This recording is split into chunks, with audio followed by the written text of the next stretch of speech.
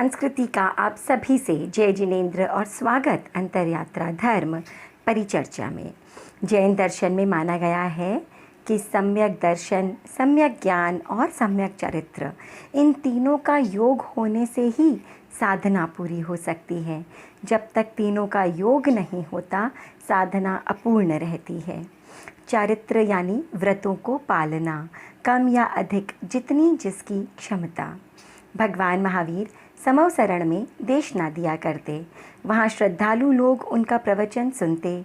जिन लोगों के मन में उनके वचनों के प्रति श्रद्धा व रुचि बनती, वे 12 व्रत स्वीकार कर श्रावक बन जाते। ये 12 व्रत हैं अहिंसा, सत्य, अस्तेय, ब्रह्मचर्य, अपरिग्रह, दिक्परिमाण, भोगोपभोग परिमाण, अनर्थ दंड विरमण, सामायिक, देशावकाशिक, पौषधोपवास तथा यथा संविभाग। इनमें से पहले 5 व्रत अणुव्रत कहलाते हैं। अणु यानी छोटा, वही व्रत जो साधु पूर्ण रूप से स्वीकार करते हैं और महाव्रती कहलाते हैं। हम उन्हें छोटे छोटे रूप में स्वीकार कर अणुव्रती बन जाते हैं। तो ये व्रत हैं क्या?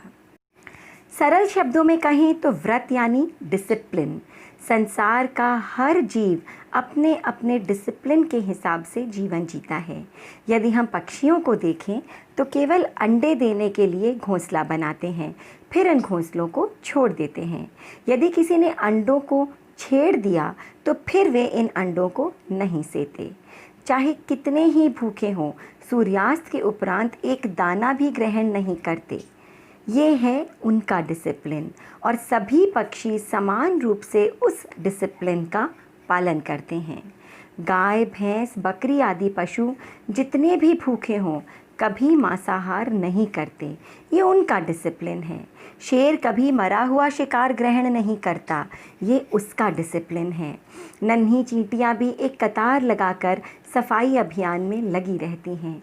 ये उनका डिसिप्लिन है। हम मनुष्य हैं, सबसे अधिक बुद्धिमान माने जाते हैं, सबसे अधिक प्रगतिशील।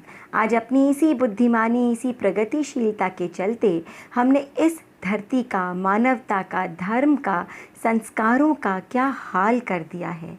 देखिए, नदियाँ सूखने लगीं, जंगल उजाड़ दिए, वातावरण जहरीला हो गया, नई नई बड़ी बड़ी बीमारियाँ, चारों ओर हिंसा, धोखा, अराजकता, लड़ाई झगड़े, झूठ कपट, चाय चाय, त्राही त्राही, कोहराम मचा रखा है। क्यों? क्योंकि हम में कोई डिसिप्लिन नहीं है, कोई व्रत नहीं है। जो करना है करो, जो नहीं करना है मत करो। इसी डिसिप्लिन की कमी के कारण ही सहनशीलता समाप्त हो गई है। इनटॉलरेंस एक बहुत बड़ी समस्या बन गई है। बच्चे हो या यंगस्टर्स, बिना एसी के, बिना गाड़ी के परेशान हो जाते हैं, अनईजी हो जाते हैं। भूख लगे तो तुरंत खाना चाहिए। जो चीज़ मन में आ जाए वही चाहिए। डिमांड्स बढ़ती जा रही हैं। आप उन्हें कुछ नहीं कह सकते। मुंह फुला लेना, तपाक से पलटकर जवाब दे देना उनके जीवन का हिस्सा बन गया है। और आगे चलकर depressions, tension, suicides, divorce cases वगैरह वगैरह ये इनके रिजल्ट्स बन गए हैं। वे कहीं भी, किसी भी हाल में किसी के साथ खुश नहीं रह पाते। गलती उनकी नहीं, हमारी है। हमने बचपन से ही उन्हें डिसिप्लिन नहीं सिखाया, व्रतों की अहमियत नहीं सिखाई। व्रत सिर्फ किसी चीज़ को छोड़ना नहीं है, इसके साथ बढ़ती है आत्मशक्ति और सहनशीलता, विल पावर और टॉलरेंस। बच्चे और यंगस्टर्स क्या, आज के ज़माने के बड़े एडल्ट्स और बुज़ुर्ग भी इसी दिशा में चल रहे हैं। तो भगवान महावीर ने 5 ऐसे अणुव्रतों का उल्लेख किया जो हर मनुष्य के जीवन का हिस्सा होना चाहिए। जो मनुष्य इन व्रतों की अनिवार्यता को समझते हैं और पूर्ण रूप से इनका पालन करते हैं, वे महाव्रती कहलाते हैं। और जो मनुष्य इनकी बिल्कुल परवाह नहीं करते, बिल्कुल इनडिसिप्लिन्ड जीवन जीते हैं, वे अव्रती कहलाते हैं।